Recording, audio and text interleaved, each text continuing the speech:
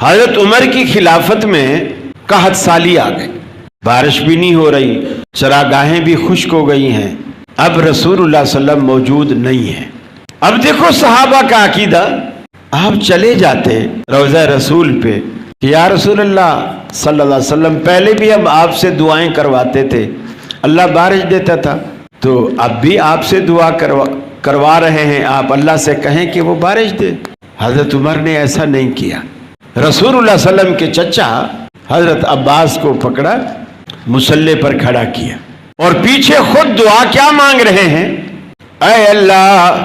ایک زمانہ ہم پر ایسا گزرا ہے کہ ہمیں بارش کی ضرورت ہوا کرتی تھی، ہم تیرے نبی کو آگے کر کے دعائیں کیا کرتے تھے اور تو ان کا وسیلہ قبول کر کے ہمیں بارش دیا کرتا تھا۔ آج اللہ کے رسول ہم میں موجود نہیں،